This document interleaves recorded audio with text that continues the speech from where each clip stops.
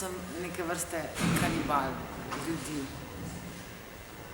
Intervjuvam ljudi, poskušam zlesti v njihovo glavo, za njihovo kožo, gledati na svet z njihovimi očmi. Mogoče tudi zaradi tega en kos mojega življenja posvečen tem velikim poglobljenim intervjujem, ki so išli v 2 knjigah. Sicer si nisem predstavljala, da bom nekoč novinarka in tudi še danes se mi zdi, da to nisem, vsaj ne v tistem pravem žlahtnem pomenu te besede. Sem preprosto človek, ki ga zanimajo ljudje, srečanje, ki z vsakim človekom stopi v kemično reakcijo in se potem spremeni nepovratno. Nikoli nisem vedela, kaj bi želela biti. Kot otrok sem sestavljala in risala knjigice. Verjetno pisanje je bilo položeno že zelo zgodaj, ob moje vzglavje. Brala sem zelo zgodaj, pri 3-4 letih so rekli. Strastno pišem, strastno berem, strastno govorim. Čeprav bolje pišem, kot govorim, to gotovo. In da imam toliko energije v sebi, ki jo želim deliti z drugimi. Sem, zdaj lahko že rečem, avtorica 7 knjig, med njimi so tudi knjige intervjujev, ampak tudi 3 romani. Vsi so bili vedno na lestvicah,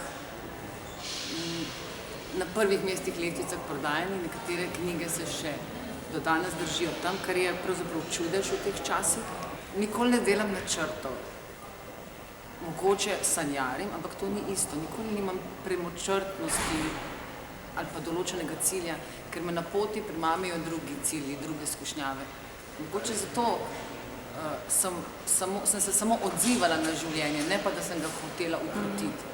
In tako sem se odzvala na ponudbe, da sem nastopila v teatru Tomaža Pandurja kot Grušenka. Kdo bi lahko zavrnil vlogo Grušenke v Bratih Karamazovi, če je hotela igrati Marilyn Monroe. Tako sem sprejela nekaj ponudb za filme, tako sem si drznila napisati svoj prvi roman. Mislim, da je prišel čas, ko bom morala reči ne tudi novinarstvu, ker mi te zgodbe, ki jih nosim in ki se še niso izpisale na pravi način, že zelo močno preganjajo. Zdaj že lahko rečem tako kot naš veliki poet, da me jezik zbuja po noči in me sili, da pišem. Moji otroški junaki so bili Samson, judovski kralj David. Bila sem vzgojena v duhu Socialistične federativne republike Jugoslavije, kar pomeni, nisem krščena, nisem poznala zakramentov in seveda, kot pravo malo upornico, sem ravno zato te stvari privlačila in sem šla skrivaj k verouku, skrivaj barala Biblijo in po zaslugi tega čudaškega uporništva še zdaj vem, ampak res začist vsako zgodbo in za vsako osebo v Bibliji.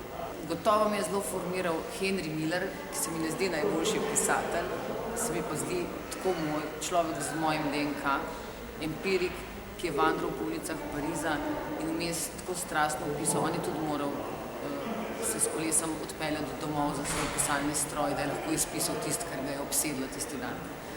Pravzaprav se mi zdi, da me vznemirjajo ali pa da me privlačijo vsi tisti ljudje, ki so lovci na trenutke, tako kot sem jaz, pa tako kot ste vi.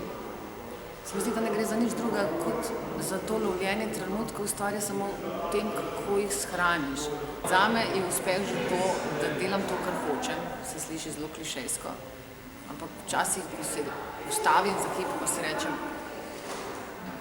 ravno kar si govorila s človekom, ki te je tako navdahnil, da letiš še 2 uri za tem in bi rada objela v svet in bi se vmes zjokala, ker ne moč verjeti, da je eno človeško biti lahko tako globoko, tako polno vseh barv, pa naj bo to, ne vem, pisatelj, s kom sem, ne vem, zdaj sem se spomnila na Frederika Beigbederja ali pa na Pascala Brucknerja.